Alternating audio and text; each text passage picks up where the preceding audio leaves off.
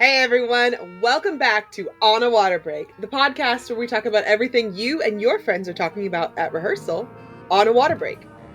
This week we are kicking off Women's History Month. We'll also find out what made Alicia... I'll tell you, I don't do across the floors outside with my kids, like, ever. And why Whitney said... There was trouble. I don't know exactly what happened, but I know that, there were lawsuits, potential suing and things. All this and more in this week's episode of On a Water Break. 8 off the mat and go.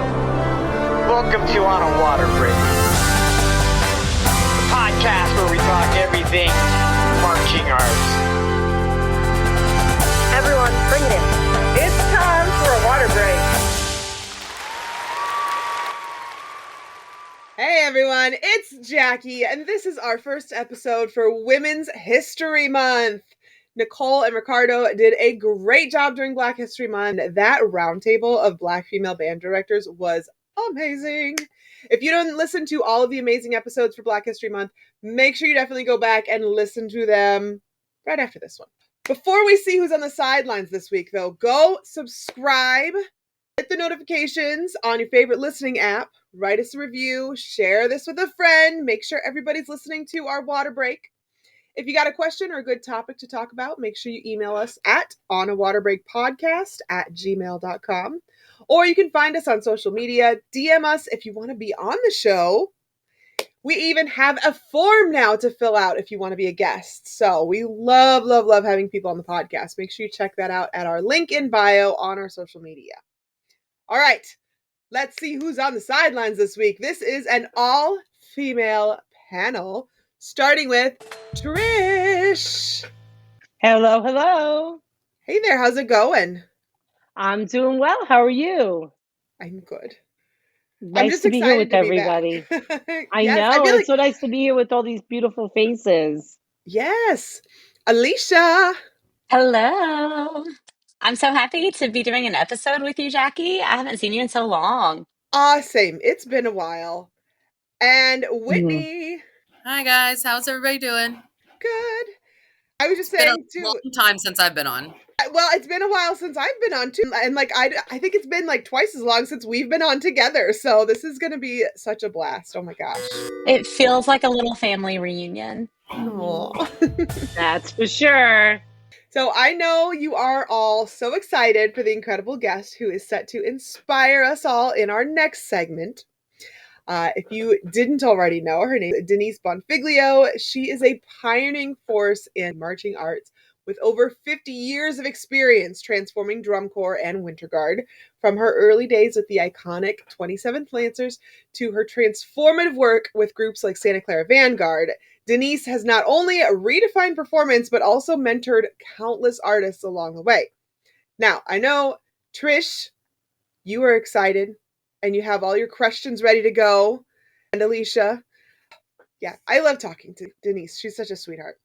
And now that we have all of our regular hosts, we want to welcome our guest clinician for this week. So some of you may know her from TikTok as @Supermama, and she is taking her group to Dayton for the first time. Woohoo! Please welcome Kristi Hebert. Hi, everyone. I'm super excited to be here. This is amazing. Can't wait to get started with you guys.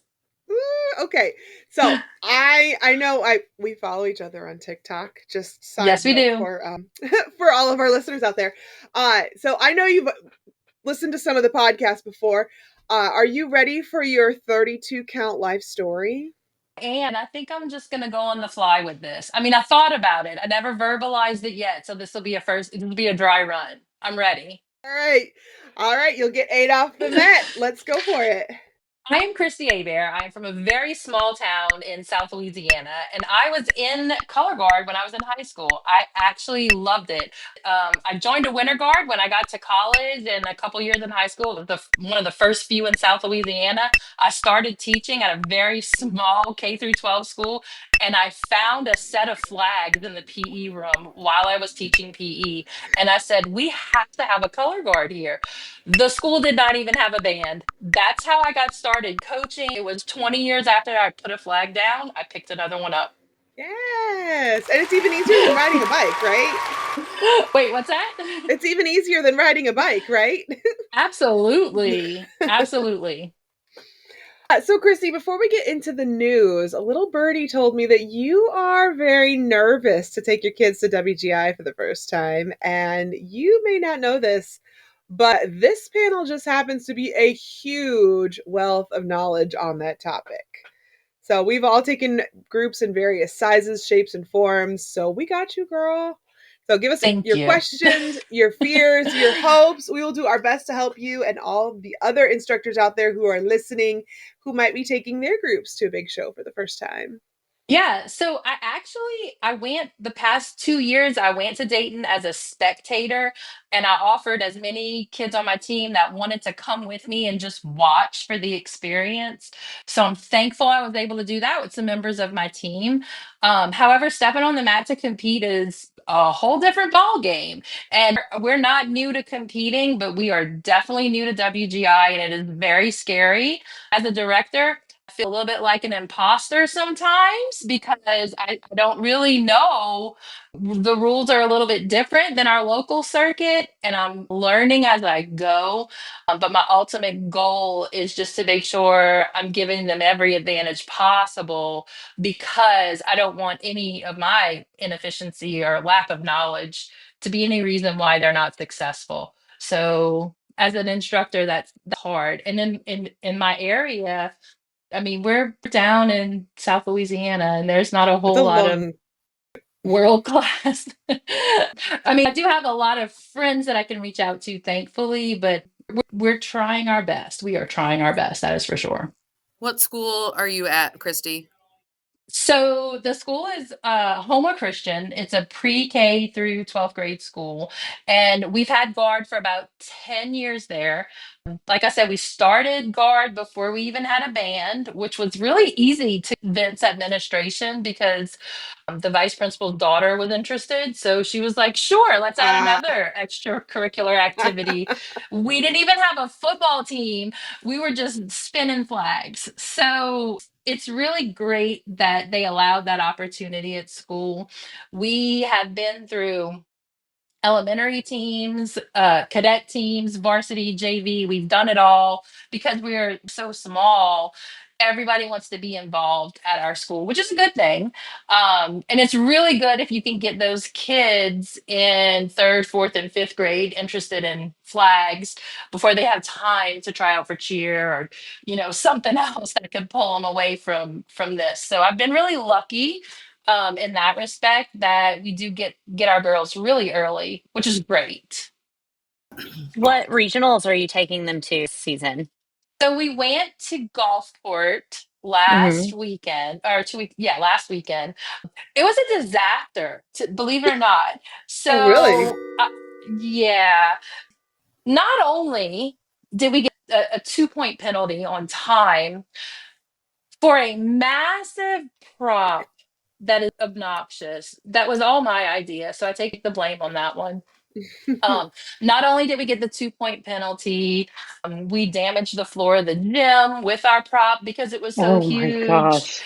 And we didn't make finals either. So it was like a series of unfortunate events, but it was actually our first WGI regional experience. So we're still standing, we're laughing, we're smiling. It's fine. We're going to be fine. We got it out of the way. Can I offer a piece of advice in light of that? Absolutely. Yes. The first time I took kids to Dayton, accidentally built Dayton up to be a very big thing. You know what I mean? And I think at the end of the day that we went out in Nutter Center and my kids lost their minds. It was one of the worst runs we had had the entire season because suddenly they were so nervous. And I think in retrospect, I really wish I had downplayed it and let them go and chill because they were so strong and we could have done much better. I think because that regional experience was so stressful, I imagine the kids going into Dayton like Like, you know what I mean? So Yeah. I would definitely you've got to be as cool as a cucumber. You know what I Right. mean? And just really chill So for their sake. right. And I think I'm probably one of the most laid back people ever. I'm like, my famous words are, it is what it is. Like, it is what it is. Whatever it's going to happen, it's going to happen. We do have one more regional. We're going to go to San Antonio in a couple weeks. It will be the first time. I mean, we've never been, obviously. There's a lot of groups outside of our state because we're in Louisiana. And that's what I want them to see. So even though I've had a couple girls attend the Dayton experience with me, and we've done prelims and went to different centers just so they can get the feeling for it all. Probably 75% of the girls have no idea. So we're this regional in San Antonio will probably be like the first like big experience that they see, going up against so many different groups in A class and groups we've never seen before. And I haven't really I'm not like a research person. Like, I don't know who we're going up against. We just show up and compete. But from what I've heard, that Texas produces a lot of really amazing guards. So I'm excited just to see what everybody's got going on. I'm a spectator at heart. Before a director, I mean, I just want to watch. I want to see what everybody's doing. I'm actually not going to the San Antonio Regional. I'll be is that the 22nd or the 15th? 2 weekends from now. So okay, is that so the 15th? Yeah. Okay. I won't be at that show. We're going to the Power Regional the next weekend.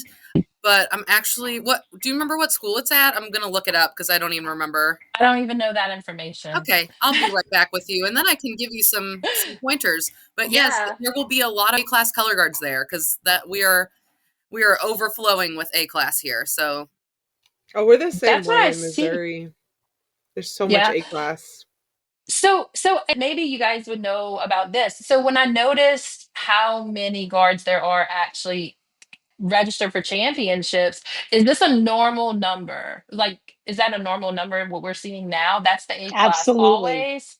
Mm-hmm. Wow. There's That's always impressive. like 100, like when I took my kids 2 years ago, there were like 126 A guards, I think. We went pre-pandemic and it was, I want to say like around 175 that year. So A class is the bread and butter of WGI. Like, they bring all the money. So. And we don't know where we're going to be because I too am bringing, although I've been to WGI with a lot of different guards, I'm bringing my high school team for the first time as well. And we don't know where we're going to be either. We could be in Kentucky for prelims. We could be in Cincinnati. We don't know. So there's a lot of unknown. Well, the positive, Trish, the positive is Kentucky and Cincinnati.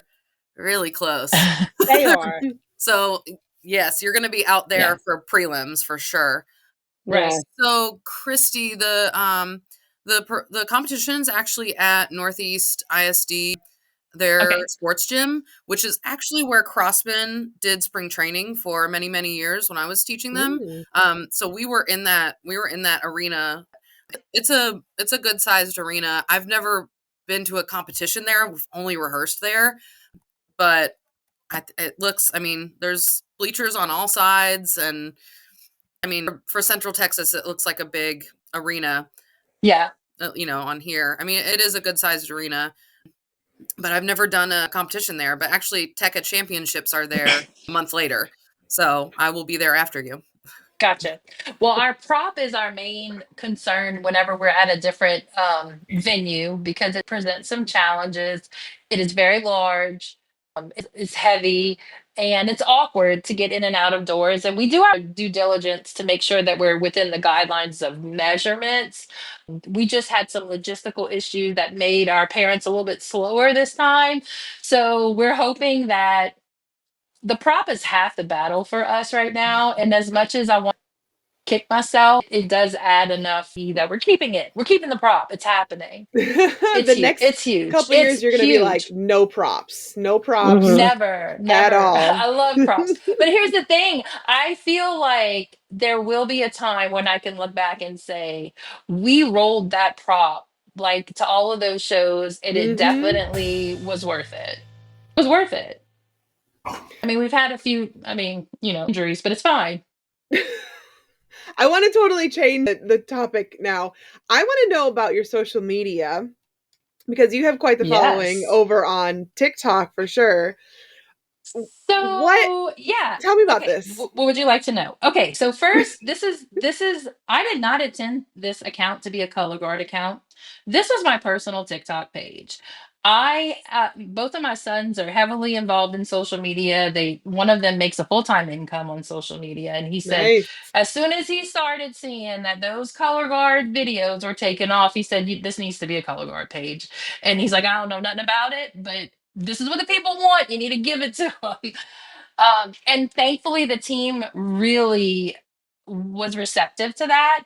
And they just know at any moment you're being recorded at practice. And Yep. we stick a camera in the corner. Funny stuff happens at practice all the time. Now, a lot of times we're setting it up to be skit or something. Of course, we do that. It really took off, I guess, like a couple years ago. We had our first viral video. It was, I think, in 23 maybe. It was totally the kids. I wasn't even in it. It was legit. They had a video. They said this is hilarious. I said fine, I'll post it. And it was the viral video not only got 15 million views, which everybody was crazy over, but Right. ESPN reposted it. So everybody was like, ESPN doesn't post color guard stuff. So It's true. that's when you knew you made it. Because, like, they don't think, guards a sport half the time, right? ESPN's eyes, anyway. So they felt very validated when that happened. And it was just a cool moment for the team. It really was. I'm so thankful that the girls don't give me a hard time about it. We have a few that don't really like to be on camera, but they know. They just say, okay, don't post that one. And I don't. I mean, it's very simple. But we do like to have a lot of fun. It definitely relieves a lot of tension posting on social media. I do think that Oh, it's yeah. fun. It's a good time. All right. Let us go on to the news.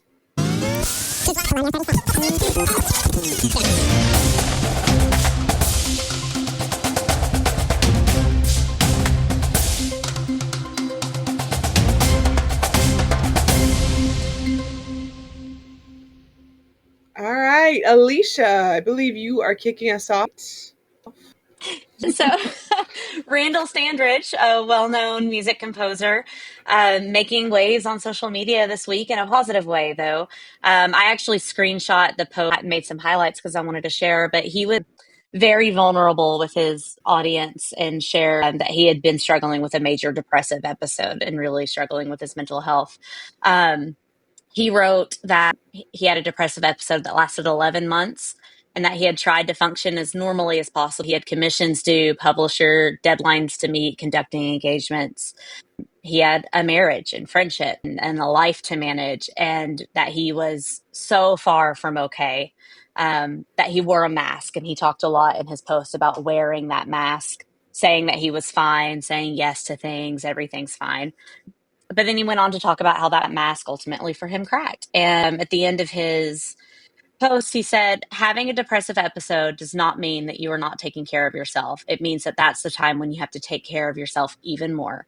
Stick to your meds and strategies that work for you. And if they're not working, get with a professional who will help you find the ones that do. This is me taking off the mask. I'm fine now, really. So, yay for him being a positive force of talking about struggling with mental health. I think that's worth us taking note of, and that he's doing better. Always good to be your true, authentic self in this activity where we so often have to put on characters for the performances that we do. Oh, I yeah. have a news story for today because those of you who keep messaging me and emailing me about Excalibur sabers, I have some good news and some bad news.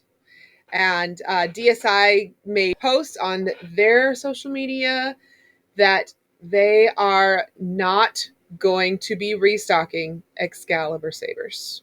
Period. And I know everyone's like, Oh, yeah, because Excaliburs have been around for a hot minute, and that's what I spun when I marched drum corps, and so they've been around for a while. But basically, the reason is because they are creating a new model of saber, and it's just been a much longer process than they were hoping it would be. So they are just letting everybody know the current plan is to have a limited production run ready to go by this summer of this new saber, which has not yet been announced what the name is. So we'll see what's coming. Anyway, follow DSI. They'll keep you guys updated on everything. Kristi, this is your first time, and we're already throwing you in with a news story. So, hey. That's true. And I think that there should be a contest to name that new saber, and whoever wins the naming rights gets one for free. So that's my Tag that. them Wouldn't that on be TikTok. cool? Post that and tag Post them. that on your TikTok. Yeah. I think that's a great idea. Kids are creative. I mean, we're creative too. All right, so I'm going to talk about March 4th on March 4th. So it says DCI is marching to the rhythm of life on Marching Music Day, and that's on March 4th. And it's in honor of musicians and performers that have diverse styles and backgrounds. And it basically just tells you how the beat of a drum started with the military, how this has the beats go back to training in the battlefield, and then it was brought to a football stadium and then on Broadway, and how it's evolved and developed over the years, and that the military roots of drum corps has evolved into an art. And that's really what the article's about. How do you observe March 4th? And it says to support your local marching music groups by attending their performances, supporting their competitions, contributing to their musicians, whether it's through a school, a veterans group, or independent ensemble. No matter how you support, they will appreciate you. And they do suggest using 2 hashtags as you do this. And one of them is hashtag March 4th, spelled out, and also hashtag Marching Music Day. And that's it. And it's on March 4th, so it's easy. Perfect. Yes. All right, Trish. Got Okay, some everybody, good dish for us. Yes.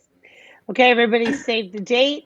The 2025 WGI Advisory Board meeting dates are confirmed, and the WGI Advisory Board will be held in June 6th and 7th, 2025, at the Red Rock Casino Resort and Spa in Las Vegas. Doesn't that sound good right about now? And it's just really important because, they discuss and develop the philosophical and competitive operations of WGI, as well as serve groups that participate in our events. That's a quote from Ron and Curvis. And also, those of you who think that it's just for the world class, there is an open caucus on Friday afternoon. That's open to everyone. So, if you've been needing a vacation and you want to head to Vegas for a few days and you want to get some work done as well, this sounds like it's for you. That's like one of the best places to go to get work done, honestly. Can you imagine Vegas in June, though? Yeah. I'm an indoor Be baby less for a crowded. reason. I think it's time for everybody to get very excited because Alicia and Trish are on the sidelines with the one and only Denise Bonfiglio. You guys don't miss it.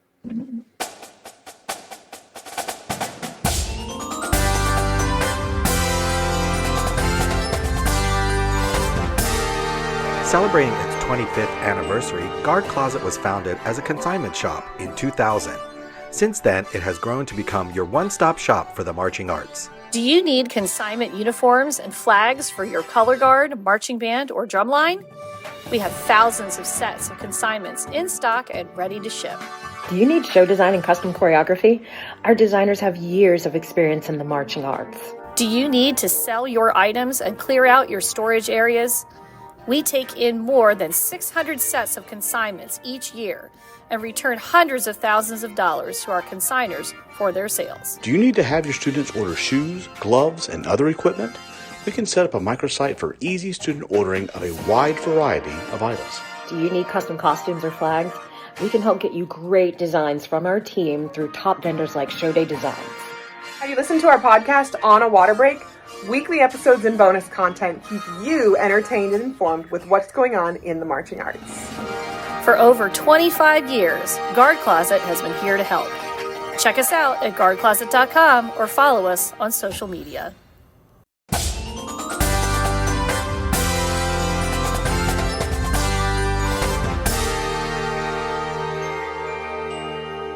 And we are back, everybody. Put down your equipment, get out your notepads, because we are about to get a huge lesson about this activity. Trish, why don't you tell us who you have on the sideline? We have on the sidelines today marching arts pioneer and Hall of Famer with over 50 years transforming drum corps, winter guard, and me back in my Royal Guardsman days. Please welcome Denise Bonfiglio.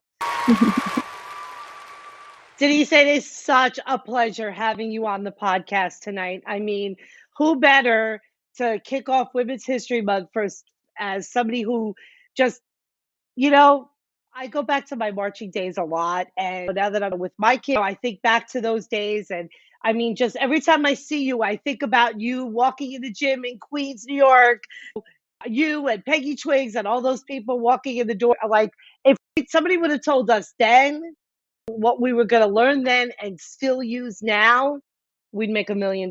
So, welcome to On a Water Break. Thank you for having me, ladies. Very excited to be here. Women's History Month. I mean, I've had that song in my head for days now when we were doing this, who run the world, girls, right? You've had it in your head, right? So, Denise, is it true that you're the person who came up with the idea of having the judges have snack tables next to them at those long regional days? Is that true? It could be true. I tend to rearrange the furniture when I judge. I mean, it takes a woman to think of something like that, right? We're celebrating Women's History Month. I mean, how intelligent is that like you just need to have that right there? I mean, but before we get too into it, what we want to do is we want to get your 32 count life story. So you have 32 counts, Denise, to get it all in there, okay? So we'll give you 8 off the Met. Just let us have it, okay? Perfect. Well, my career started well before you were all born, actually, in a drum corps from Revere, Massachusetts. I see reveries and went on to join my father's drum corps, and I marched 27 Lancers. Marched in that corps and taught that corps until they deceased in 1986. Then I went on to teach the cadets from 1987 to 1997. I went on to teach Star of Indiana their last year in 93. I taught Santa Clara Vanguard 97 to 99, and then went back there from 2004 until 2018. That's my drum corps experience. Winter Guard, taught St. Anthony's Imperials, Quasar, Urte, Choctawhatchee, Miamisburg, Lawrence Central, Royal Guardsmen with you, and one of the members, Suburbanettes, Emerald Marquis, 83 to 94, and then from 1990 to 2001 when they folded. I taught the Santa Clara Vanguard Winter Guard. I brought them back 2006 until 2016, and now I just judge all over the world. I've been judging since 2002. Wow. I love that you had to write that down to reference. I had to before I had to write all that down, actually. But what an amazing career. Oh my gosh. Yeah, it's been a combination of designing, directing, teching, all of that, through my years for sure. What has been your favorite part of that? Because you've really been in all of the places in the activity. What do you feel most called to? What do you enjoy the most? I always enjoy teaching the most. Mm-hmm. The administrative part of it, the management part of it, all of that is really hard. It's difficult, and kind of organizing and planning, and especially whether it's drum corps touring or winter guards moving, going to different places. There's a lot of logistics that go on in my professional career. I was in software development, so I understand logistics for sure, and time bound. So that's easy for me. That part of it's easy for me, but what I love to do is actually teaching and be in front of the members and, working with them and helping them achieve what it is that they wanted to achieve. When did you meet Trish in that teaching career? I heard you mention it, but it went fast and I had a metronome in my head. So I went down to Royal Guardsmen to teach them their rain year. They did the rain show. And that's when I met Trish. She was a member of the Guard. Actually, I will say this, that Guard, those members, which I still see to this day, at drum corps show, at Winter Guard shows and drum corps shows, actually, was the most fun I ever had. They were super fun people. They really were. They played hard and they worked hard. She was all business, though. I'm going to tell you this. So, saber, but I was not a rifle when that particular year when the sabers split up and some of them went on rifle. Me and this other girl went on flag. And it was so funny because we'd be working on a part of the show. Then they'd be like, okay, rifles go with Denise. Flags go over here with, I don't know, I guess Peggy or Mike Johnson or whomever. And they would all be like, oh, we're going to get our butts kicked. And I'd be like, bye. I was always so jealous that I wasn't a rifle. And then, then they would all be like, oh, man, this is going to be intense. And I'd be like, okay, bye. So that was really fun. That's one of my favorite memories.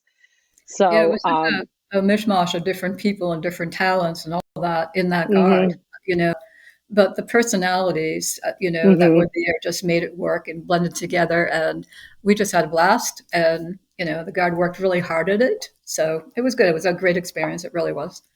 How old were you, Trish, at that point? It was my age out year. So okay. I was 21, I guess, 22. What's the age? I don't even know what it is anymore. But yeah, I was around that. There was talk that they were going to raise the age then.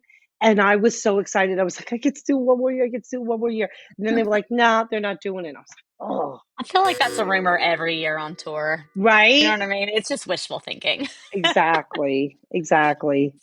Too funny. Denise, we've not, had a chance to really meet personally. I've admired your career for a very long time. And I always feel like this activity, it's all about who you know, right? And we all have those mentors that help us get to that next step. Who were your major influences when you were building your career and going down these different paths?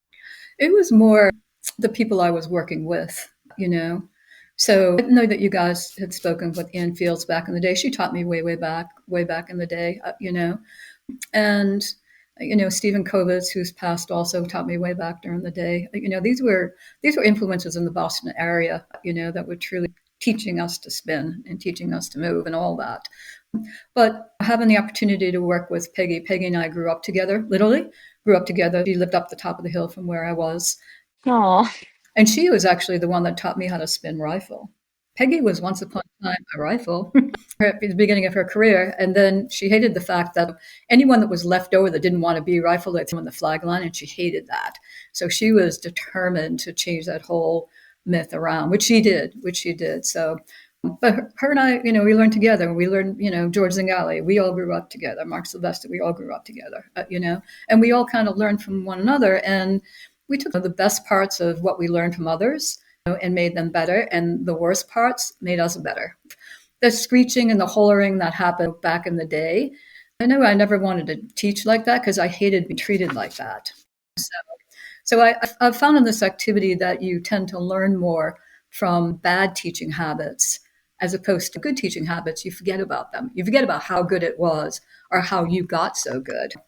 Anyway, so that's just some of my past. I've worked a million years with John Vandekoff and Jim Moore and Greg Lagola, April Gilligan Martinez, all those folks. I've worked with so many different writers, choreographers, Adam Sage. I mean, the list just goes on. And I've learned from every single one of them. And I loved the challenge of being able to take their vision of what they choreographed and then blend that to all the people I was teaching, the members I had in front of me, to make them look like one. And more importantly, to make them interpret what it is that the choreographer was kind of leaning towards. So I love that part. I love that part of teaching. And I just spent a lot of time talking about that with somebody else, that we're referred to like techs, as a bunch of techs. But the fact of the matter is that every technician is also a designer. Mm-hmm. Because you're taking that choreography and you are creating the techniques behind that, which is a whole craft in of itself.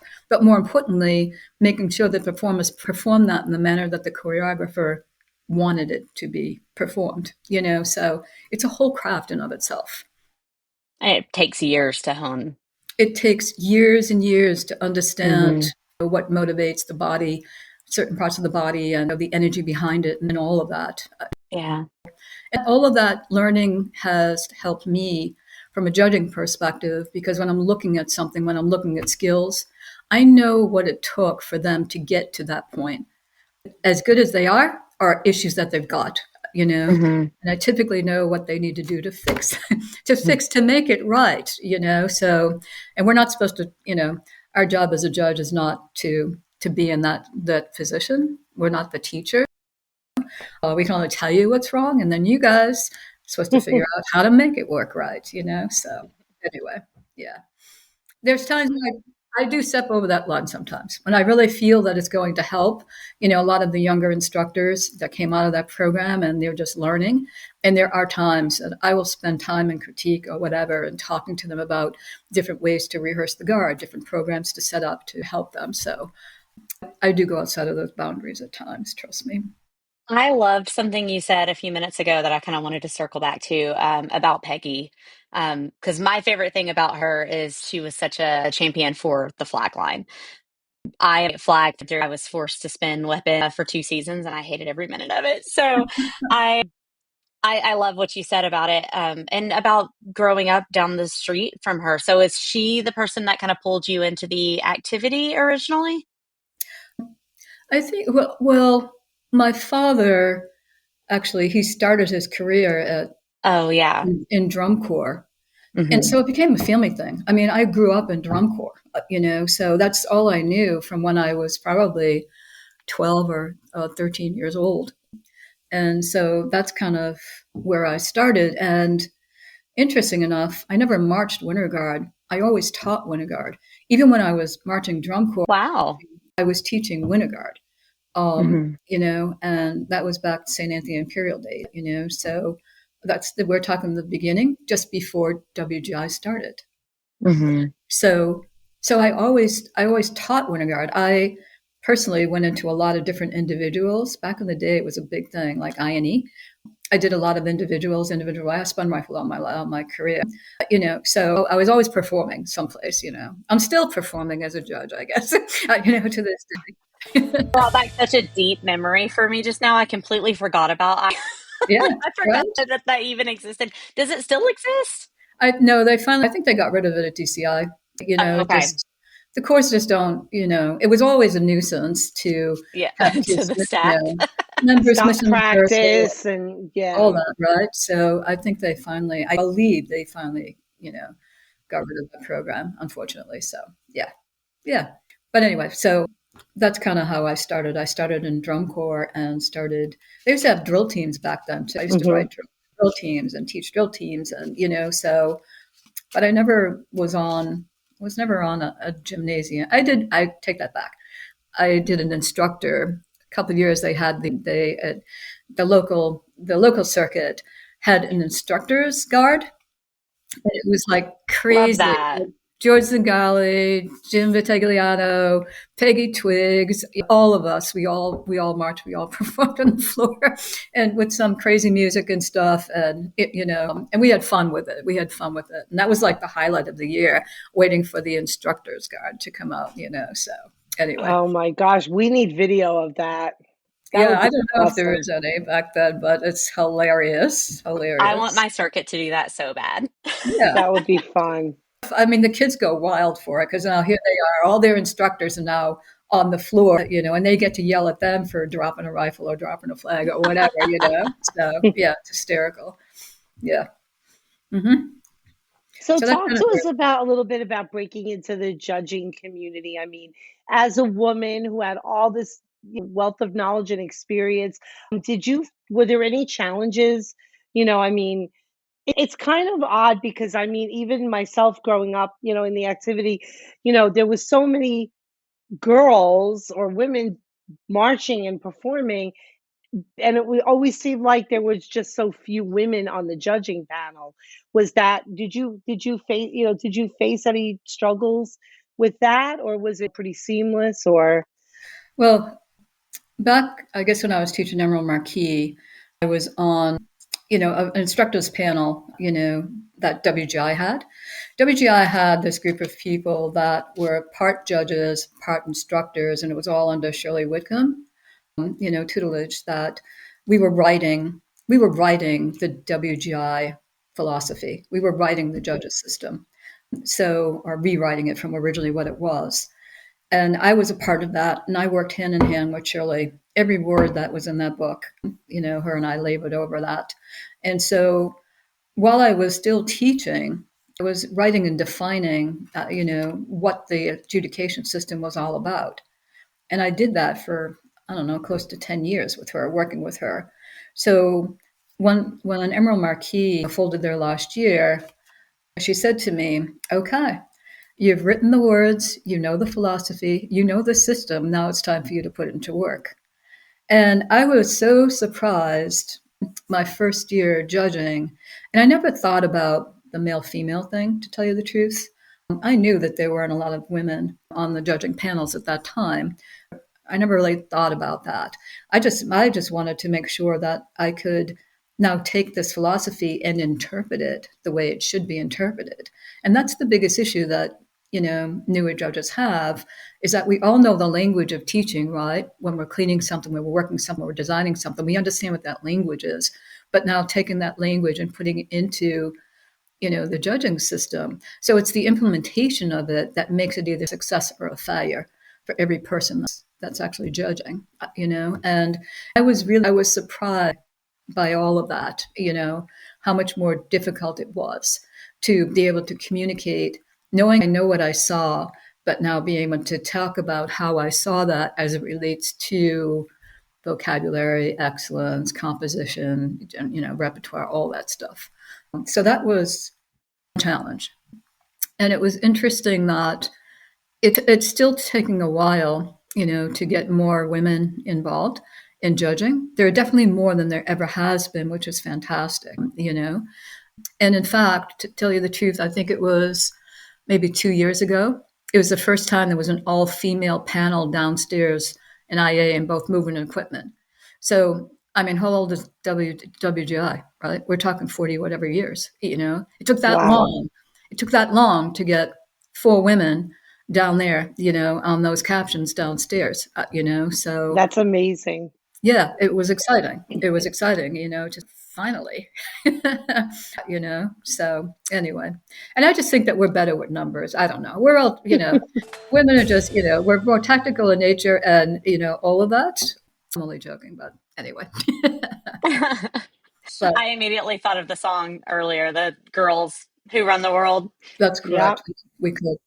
Denise, one of the reasons I was very excited to be part of this panel and to chat with you is because I wanted to ask a question of you. Have judged in the fall for about 10 years now. And, I judge every year. But this weekend, I'm going to be trial judging in winter for the very first time. I'm very, very excited. I'm spending half of the day doing movement and half of the day in design analysis, which are really the captions I feel the strongest about. So as a seasoned judge to a brand new judge, do you have any advice for me? I do, actually, because more recently, in the past few years, I judge equipment. And I've also been judging design analysis. And the synergy there is that they're both analytical captions. So that's the synergy. But my greatest challenge is coming down, when you're downstairs on equipment, you're very skill-based, right? When you come upstairs, it's not about the skills. It's about how those skills are composed through the design. And it's still to this day, I want to talk about the skills of what they're doing, as opposed to talking about how, the reasons why they were written, whether they're musical, all those things, so from a composition perspective. So that's the area that I still, and in fact, I spent most of my day today just going over design analysis and, because I've been judging equipment for so many years, that DA caption, there's a lot of comparisons, like points of comparisons on the back of that sheet that you really need to know them in order to be successful in judging that caption. So just remember to stay big picture, upstairs, and stop talking, because we talk downstairs, because we're looking at skills, like every muscle that moves. we're looking at that, and then we eventually talk about that. Whereas upstairs, it's a whole different perspective, where you need to sit back and take it in, let it absorb a little bit, and then talk about, what's great about it or not so great, or where they have opportunities to, to further develop. Cool. Thank you. Thank you. I hope that helps. Yeah, it does. It actually, absolutely. Good. Good. Trish, do you judge? I don't, and people have been telling me for years should. I'm just not ready to give up the other side of it yet. I know. That's the hard part. It is. That's the hard part. Yeah. It is. And WGI made some rules this year that if you teach, you can't judge. Yeah. Yeah, and so some of those judges that were impacted by that, they are doing some of the regionals, but they're not allowed to judge WGI, which I think that I am hopeful that that rule will change, because, I think it's important that judges stay involved in this activity to see what's going on and to kind of be a part of that and learn from that, because we learn from that independent world class. That world class is supposed to be, basically all their virtuosic, and they're setting standards for this activity. And there's creativity that's happening there, So that's the class that we kind of learn from. And I think it's important that, as a judge, that we're connected to that, we get to experience that at some, at times. And to see how the kids have changed too. Oh, yes. Kids have changed so much. Like, a couple of weeks ago, I had a kid who was really, really sick, and my designer's like, "Should I come to the show?" I said, "I can't do that. I can't put her out there. Like, I can't do that." Where, when we were kids, we were out there sick, tired. We were out there hurt. I mean, I watched WGI finals one year with a broken finger. I mean, things like that happened. But yeah, I mean, I think it's important you make a really good point, for judges to still be in the gym and seeing, that, it's very different now, and, it's really important. I agree. But let's transition to something a little bit more fun. So we have a part of our show that we like to include our guests on, and it's called "What Part of the Marching Arts Are You?" You could be the ballad, you could be the intense woodwind feature, maybe the band parent pushing the prop on. What is something in the marching arts that really describes who you are? I would be the soloist.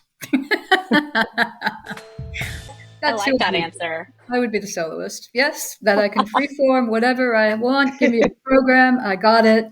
That's what I would be. I would be a soloist. I love that. I love how quickly you had that answer too. Yeah. Trish, what are you? I don't remember what your answer was when we did this before. Oh, it's so hard, because I would say pretty ballad with the sabers, because I love sabers, but I know people think that I'm like such a big mouth and like such a loud mouth, and they probably would say I'm like, the opener, or, the last 16 counts of the closer or something like that. But the screaming trumpet in the closer, right? Perfect. That's hysterical. What are we doing?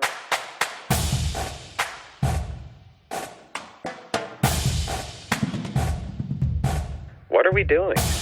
So, the What Are We Doing segment. Who wants to go first? Do you guys have a What Are We Doing this week? I do have a What Are We Doing?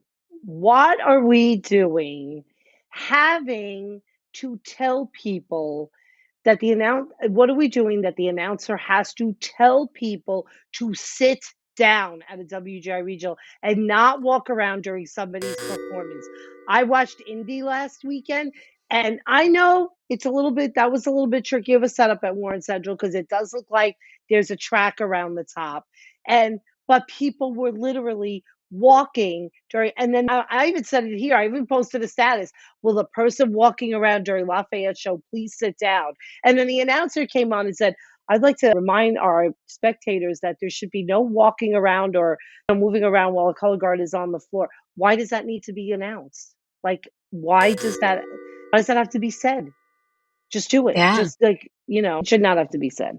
It's a pandemic. It's a pandemic. I went to a Broadway performance, and it's same stuff is happening, and I don't want to blame the literal pandemic and use that as scapegoat, but somehow society lost so much etiquette during that time.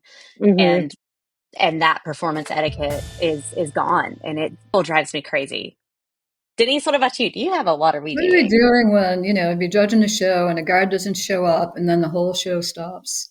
Like we have, because they won't let the next guard go on, until their time has come or whatever, even though they're standing there waiting, right? Yeah. So that's disturbing. And every regional has somebody that pulls out, and then here we are. We're hanging, we're waiting, all that stuff. And everyone's getting antsy and all that. So anyway, what are we doing with that? We should fill that time with a dance break. Yeah, something, right? Yeah, lighten up the place a little bit, or, I agree. Denise, the Gush and Go section, this is your time to brag or tell us about something awesome going on right now. Do you have a Gush and Go? I mean, we're in the midst of the WGI regional season, but I do have a wish. I do wish to someday take a picture of a whole female panel upstairs judging effect and design analysis, ladies. So that's what my wish is. Yes. I would love to see that. So would I. Mm-hmm. Well, Denise, I know Trish will probably want to say the same thing, but thank you so much for joining us. You are an inspiration in the activity. And all I've been thinking this whole time is I hope the younger people in the activity listen to this segment and hear you talk about what a rich history WGI has, but it's so short. And, even for me listening to you talk, I'm like, you taught people that taught me. And I feel like WGI is something that's lasted so long, but really it's not, it's not been around as long as I feel like it has been sometimes. So thank you for that reminder. And I hope people listening feel that way too. But Trish, I'll let you wrap up our segment with Denise. Denise, thank you so much for coming on. It's always a pleasure to talk to you and reconnect and just go back to, I said this on the Peggy podcast, and I say it to Brian and all those people all the time. I'm so grateful for the instruction that I had when I was a kid, because, I can apply it now, and I can bring my passion to, from that I have to them. And like, they just came back from a week-long break, and we had rehearsal last night, and my movement person also works with Fusion. And we have not seen Fusion live yet. We have not seen them. The one show we were going to see them at, it was canceled. It was snowed out. So they have not seen them live. Jackie walked in the door and they were like, "Oh my God, can you teach us that Fusion flag feature?" I'm like, "Oh my God, they've already seen Fusion like on video." You know what I mean? So like, because of the foundation that I have and the passion that I bring, now my kids have it. And I'm so grateful for that. That's awesome. I love hearing that stuff. Well, thank you both for having me. It's been a joy I love talking about our history. I like talking about our past. I like talking about our future. Our future is bright, at WGI. And I will be getting on a plane tomorrow, heading to Philly to Yes. regional will I see you, Trish? Maybe Sunday. I have a show Saturday. All right. Well, I'll be sure to say hello for sure. Alicia, it was great to meet you.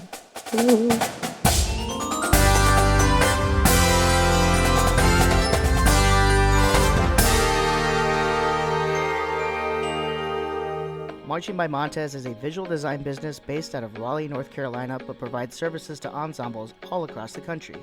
Our services include custom drill and staging for marching bands, indoor winds, indoor percussion, and winter guards, as well as custom band and guard choreography for all 3 winter idioms and marching bands. We now offer program coordination for ensembles throughout the U.S. and custom graphic design for all of your uniform, props, flags, and floor needs. In-person and virtual program consultation options are now available through Marching by Montez, as well as custom sound design for your indoor winds backing tracks, winter guard soundtrack, and show soundscape needs. Visit us at marchingbymontez.com, contact us at joey@marchingbymontez.com, and check us out on social media at Marching by Montez.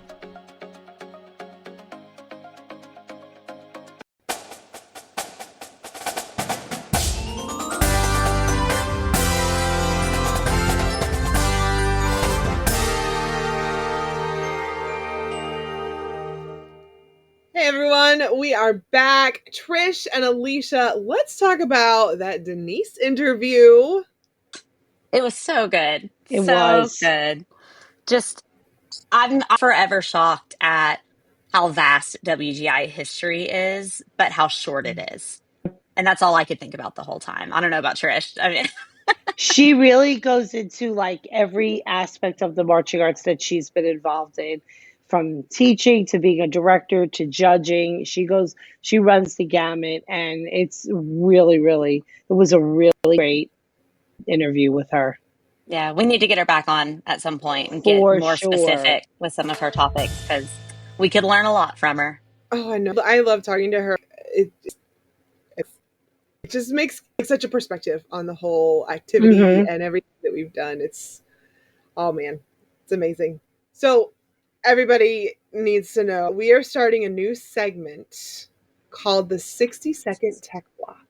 So each one of our hosts or guest clinicians are going to be forced, I say, to give a 60-second tech session with the section that needs it the most after their last run. So basically, our special tech this week had to choose 3 topics that they thought they could give 60 seconds nonstop speech about. And maybe it'll help some of our listeners out there. So this week, we are going to start by bringing Alicia to the podium. Hello. I'm excited. You said your best topics were number 1, across the floor performance, number 2, marching block posture, and number 3, pointing your toes. And you guys, what do you want to vote? What do you vote on this? What topic? Across the floors. Yeah, I could be into that. All right. Let's do it. I'm all about it. As long as Kristi, you cool with that? Jackie, what do you? I was already going to say across the floors because of what you told us before we started the recording. And then I just realized you said that before Whitney even got in, and Whitney wanted to hear about across the floors too. So it's meant to be. What did I say? I don't remember. About you were doing across the floors on a field. Oh, yeah. Yeah. Drum corps. Not that this is story Drum time, corps. but I mean, I just associated it the happens. things. I'll tell you, I don't do across the floors outside with my kids, like ever, because of my own experience breaking an ankle in the middle of my last year of drum corps. But I digress. I'm a movement person through and through. I have tons of movement things to talk about for sure. So, yeah. All right. Do I have a countdown for this like we It do sounds the like you're ready. metronome? Yeah, of course. Trish Trish is is gonna timer ready. Yep. Trish has the timer. Ready. 60 seconds. 60-second tech block. Cute. Was that Ricardo? 60 seconds. Yeah. 60-second tech block. So, across the floors, you have to use them as a time not just to teach technique and connecting dots and lines. We've got to use that to train and teach performance, right? And lifting up in posture. And in the dance world, you don't go across the floor, you go corner to corner so you can see yourself in the mirror. The way I translate that background into my across the floor block is when we're moving across the floor, I'm always asking the kids, where are the judges?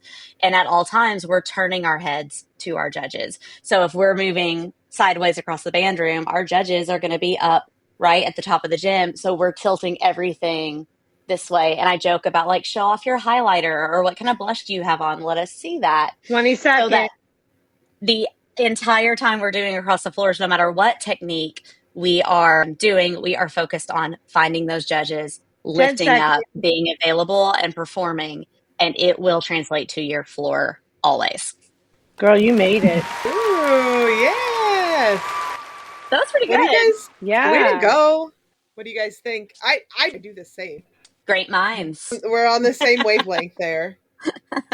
There's so much to learn in across the floor time. Yeah. You do flag or weapon across the floors? Never weapon. I use flag across the floor though, for sure. I'm too scared of weapon, like personally scared of weapon. So this is a really interesting thing for me to share, but I'm going to do it. So I have zero dance experience. I don't even know what the terms that people use on my movement tapes. So I hire someone to do all of my movement, all of it, even to hire somebody to do my across the floors, and they know that's good, but That's definitely my weakest area as an instructor, and I'm cool admitting that. And I really don't want to learn. I don't want to know. I will gladly pay someone to do all of my movement, every bit of it. Kristi, I don't know anything about accounting. I pay someone to do my taxes. Like, This is, I'm all about it. I yep. do think, and I will preach to everybody that I ever talk, because movement affects every caption. As long as you're reinforcing it and you're not just doing it to go through the motions. I see so many instructors that like, okay, jazz walks, because we always do jazz walks, like, and we're just going through the motions and we're not using that time to reinforce technique and performance. So I think Yeah, as long as that element's there, hey, whoever. absolutely.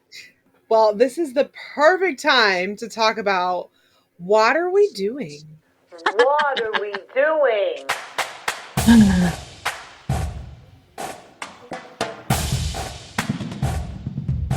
What are we doing?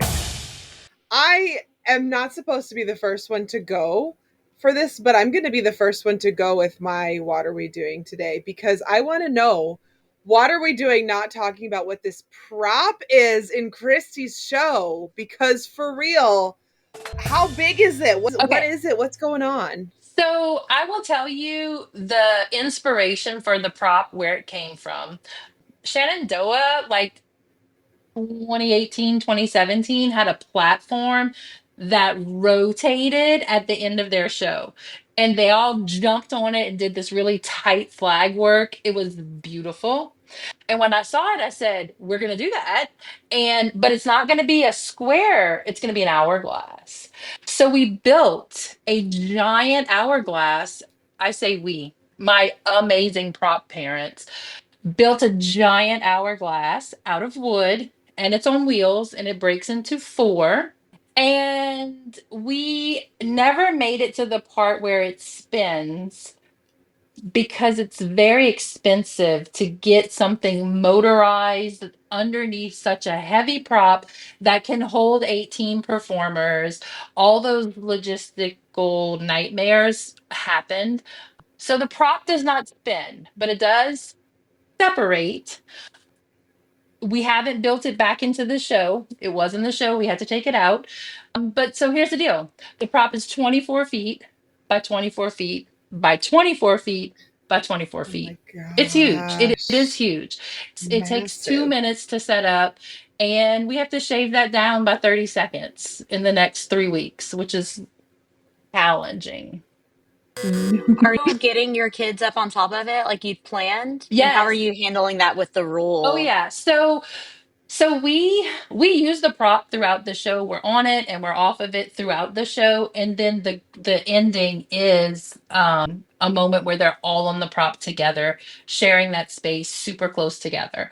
So wait, It's are they all great. 24 feet in the air? Oh no. I meant like 24 by 24 by 24, like in a square. Oh. I wasn't Oh, picturing. I was like, how did they you get meant that through the up? doorway? Okay, so it's flat. I'm Girl, gonna have to tag you. I'm gonna I tag thought you in you the meant last literally like a TikTok. giant 3-story. I was My too, parents would actually. I thought they were die. like in the rafters of the gym. That would be great though. Okay, Uh, so it's less than 2 feet off. It's a platform. It's a okay. platform, like 2 feet off the ground. Okay, that makes more sense. Whew. Yes, it does. I'll tag you in the TikTok of the video of my parents putting it together at the last competition. So it's earned us a lot of time deduction. I mean, deductions on timing, but it's gonna be worth it when we figure it out and we get out of that deduction range. We'll be fine. It's beautiful though. It looks great. I'll tell you that. I just keep All in right. like we've had multiple parents have had grandparent stitches, bruised ankles. Yeah, so we just keep telling them it's amazing, it's beautiful. We love the prop. It is great. We are pro prop. Sometimes you just got to make sacrifices to make your dreams happen. Yes. There's no going back. The prop is happening. All right, Trish, what are we doing? So I was inspired by listening to Kristi's stories about, her guards first regional and stuff like that. And it took me back my Northern Valley team's very first regional, 2017 Trumbull Regional now. Again, like I had two guards in that show. That Northern Valley was regional. I was with the Scholastic A guard as well. So I mean, I've been through the gamut and whatever. But so we get there. I walk in. I do the sound check. Now we competed in that Connecticut circuit a few times, so I happened to they hired them for the regional, so I happened to know them really well. We did sound check, everything was great. I get the kids out on the floor. I had been sick that whole weekend. I kept telling my friend, I'm never going to hear the announcer say WGI Sport of the Arts is proud to present Northern Valley High School. I'm going to be sick. I'm not going to make it, which I did. It was all good. So we get there. I do the sound check. All that happens. We get out on the floor. And we did Crimea River by Michael Bublé, and it went dun, dun, dun, dun, dun. So I stopped it. I was like, absolutely not. I went down and stopped the show, and I said, I would have taken, like you're saying, you're taking that penalty. I would have taken a 20-point penalty that day to have those kids have a good prelims run for their first ever regional. I would not have even cared. So now I'm going through the rounds with my Scholastic A team with Milford, and Tom Beresford, the chief judge of the day, comes running and finds me in the equipment warm up, and he says to me, "Did you do a sound check?" And I said, "Absolutely." He goes, "Okay, then you're off the hook. There's no penalty, no anything. You're good. Don't worry about it." So always, always, always do your sound check. Even if it's on Comp Suite, it's fine. But now we use Comp Suite, whatever. Back then we did. It's fine. It'll be all good. Always do your sound check anyway, because today they might come and say to you, something happened to your music. Did you do a sound check? So it ended up being the fault of the guy who actually dropped the pitch and messed the whole thing up. So what was he doing that day? But to share a regional horror story with you, I feel you. I've been there. What are we doing skipping sound check? Don't ever do that. That part. Whitney, what are we doing? Okay, mine is, it's not, I'm not digging anyone. It's just really funny that this happened. But everyone is using Hope by NF this year. Like, there were literally 5 guards in finals at Indy that used it. On Saturday, Milford and Warren Central used it back to back. Back to back. It was like, oh no, we're doing this. Oh, it's not a mistake. You didn't hit the. I was like, did we accidentally use the same soundtrack? Nope. Everybody's just using it. And it's so funny because I love NF, and I saw him last June in concert, and it's just funny because somehow that's the song. But like, I mean, he doesn't curse in any of his music. So, and that's why I really got into him, because I'm like, oh my God, this is rap that I can use at rehearsal around high school kids, because it doesn't really exist otherwise. And he's just really good. So it's just funny that like now everybody's using him. Everybody's using the same song. I'm like, there's so many good songs on his list, like it's hilarious. It's like this year's hide and seek, or what was it, turning tables? Last year everybody did Lizzie Borden. Last year was Lizzie Borden. This year is and the Golden Hour. That was Golden Hour was bad. Oh, kill me! I never want to hear that song again. I feel so old because I'd never even heard of this, so I just looked it up. I'm gonna listen to it when we're done. But also listen to the rest of his album. I will. And his interviews. It's all really good. And you can actually play it around your high school kids. So what are we doing? Not like checking in with other guards in the area and finding out what other shows we're doing? Friends. Well, this goes back to the whole like being secretive about your show thing. Yes. Yes. Everybody's secretive, then everybody's doing the same thing at the Indy Regional. I don't know. It's just, it's crazy that like that happens. Like, I mean, it happens with like color schemes too a lot, I notice. Like last year, everybody wore red. Like everybody was wearing red. Blue's always a popular color, but like last year it was like, oh my God, the top 3 guards are all wearing red. Like just stuff like that happens, like not on purpose, but it just does. So that's the trend this year. But again, if we announced our shows or weren't so secretive about everything, maybe more people would have chosen an NF song. Whitney, is it you that does the like what's on trend recaps after WGI every year that I love? I do the what I learned at WGI. Yes. Yeah. You just reminded me of it. I'm very excited for this year's. I'll write on that. Kristi, what are we doing? All right. So I have to go a different direction here. I need to take this time to ask, what are we doing having an elementary color guard in every single town? And here's why. My kids, my current kids on my varsity team, 80% of them started in 4th and 5th grade. So like we're missing a big opportunity when these kids have that opportunity to join, competitive cheer, competitive dance, and they're 4 and 5 years old. You're missing the boat when it comes time to be in guard, because the parents are $80,000 deep in competitive cheer. They're not gonna let them switch over to guard in ninth grade or when they get to middle school. So I feel like I don't know how to go about making this happen. Just wish that we had more elementary teams competing against each other in local circuits.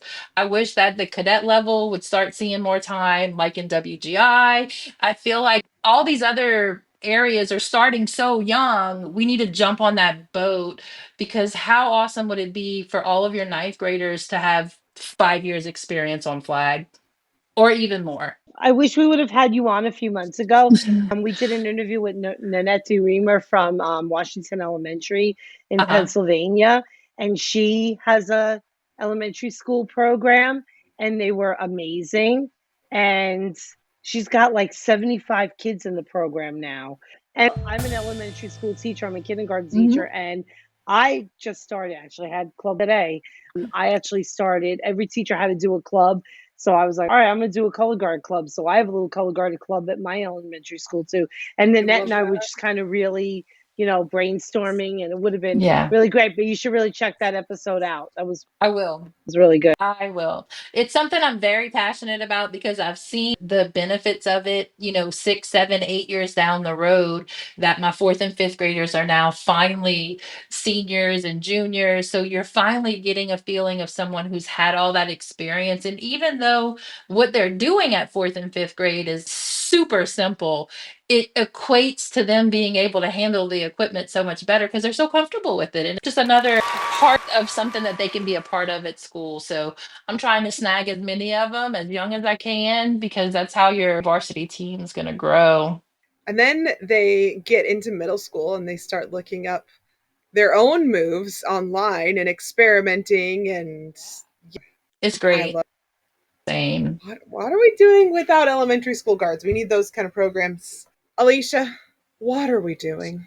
Girl, what what are we doing ripping off prior world class shows?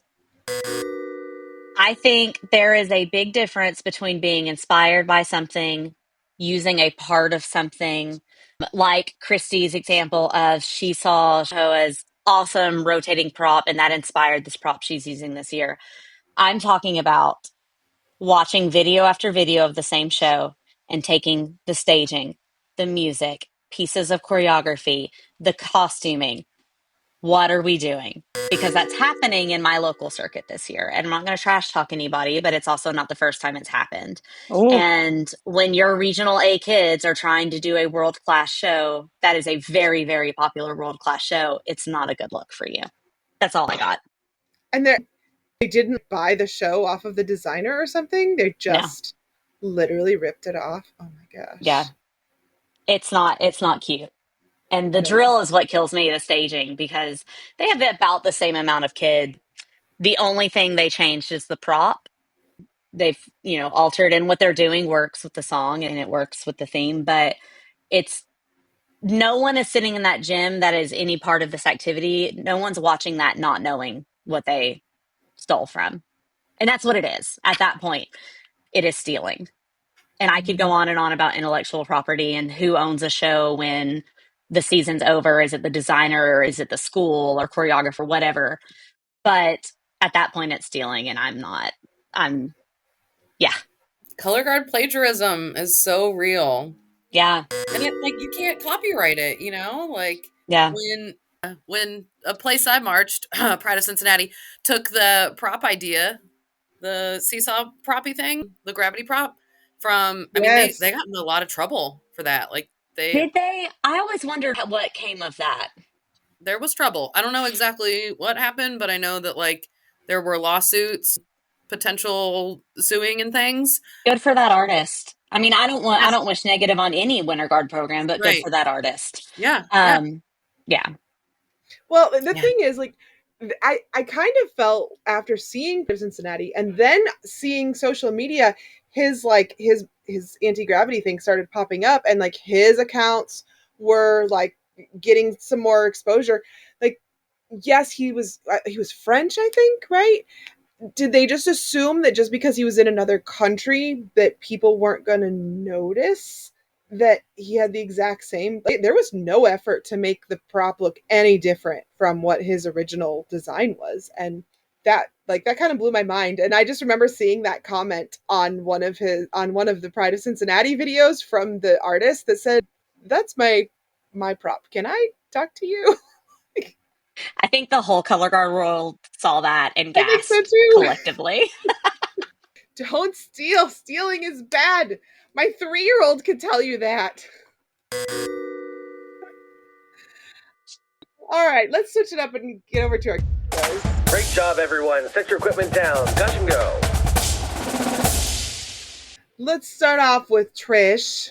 Okay, my Gush and Go is I'm watching a ton of full marching the last few weekends, and I am so excited for WGI this year. There are so many amazing shows. They really are. I think it's going to be a really, really good Dayton this year, and I'm really excited. That's my Gush and Go. Woohoo. Alicia. I never gush and go about myself, but this is going to be my first. I am just super excited. I'm starting to book out through the fall. Like currently, I only have one weekend open for judging. So if you need a visual effect, visual ensemble, or a color guard judge on October 11th, hit me up. It's my only available date. And then today I booked a choreography client, and it's going to kind of turn into a full program coordinator position with them, I think, that I'm very excited about. And that is my third for the fall right now. And I usually limit myself to 6. So it's early for that stuff to be getting nailed down, and I'm excited about it. Yeah. People are getting on their stuff right now. That's awesome. Yeah. Whitney, Gush and Go. Oh my God. I was like, I just did my What Are We Doing? I'm here. Gush and Go. Definitely mid-season.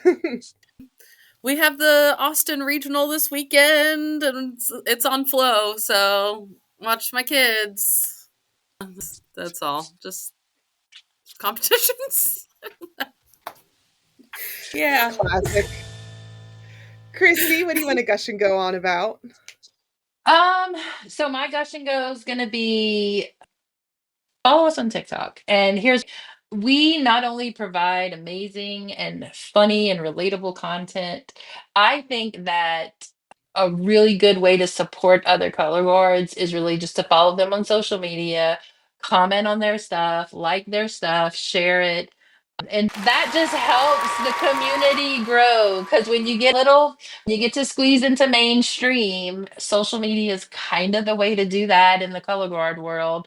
And every now and then something really crazy happens. Like our baseball coach at school said, "Did I see you on TikTok with your color guard group?" He had no idea we even had a page, but it showed up on his. So you just gotta, I feel like that's the way we're gonna get out there. So just follow everybody that has a flag in their hand, follow them, comment, do all the things.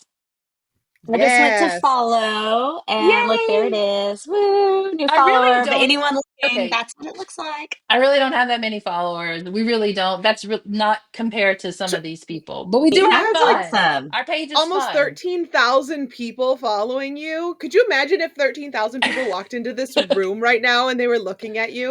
Well, yeah, but I guess we keep it real. You're gonna see me in my robe sometime. Like it's a real page. It's not all for show, I promise. You'll find that out really quickly. That's the best way to be. Well, Yeah. I don't have a... Did you see the prop yet? It's not too far down there. I just watched the 15 million views episode. It's called Gush and Go, not Gush and Stay. Let's go. God, the band director's yelling at us. Uh-oh. Sorry. That's because I don't have a Gush and Go this week. So I'm just happy you're all here. That's my Gush. So thank you guys for a great rehearsal this week. This is a great way to kick off Women's History Month. Thank you, Trish, Alicia, and Whitney. Thank you, Denise, for being on with us and bringing your amazing stories and wisdom. Thank you to our guest clinician, Kristi. Of course, shout it out one more time. Where can we find you on your social media? On TikTok, it's at Supermama, and you'll see all the flags. It's great. And let me tell you something. The amazing prop. And the prop. And to actually just be mentioned in the same podcast as Denise, I think I'm gonna need a moment for that. Right? Love you, Denise, wherever you are. I don't know where she is, but I'm honored. Oh, well, good luck with your season. Thank you. And to all of our listeners out there who are competing right now, good luck to you guys as well. If you have a question or a good topic to talk about, email us at onawaterbreakpodcast@gmail.com or find us on our social media and DM us if you want to be on the show. We even have a form now you can fill out if you want to be a guest, because we love having people on our podcast. So check that out. It's at our link in bio on all of our social media. Or you could just take out your phone, make a video, and send it to us. Give us your what are we doings and your Gush and Go, and maybe you'll see yourself on the podcast soon. One more thing, don't forget about our YouTube channel. Go subscribe. You can see all of our lovely faces. You can see the beautiful sunburn that I got today in February, and all of our other shenanigans that we get up to, like Alicia changing her name to Jeremy after her producer. Oh, I forgot we record. And I plugged my own judging business. Come find me. My name's not Jeremy. It's all good. It's all good. We'll link you. So also, before you close out of your podcast listening app, go subscribe, rate, review, share this with a friend. Follow us on all social media at On a Water Break, and we'll see you at the next rehearsal on a water break. The On a Water Break podcast was produced by Jeremy Williams and Christine Ream. The intro and outro music was produced by Josh Lyda. To learn more, visit lydamusic.com. And until next time, thanks for tuning in.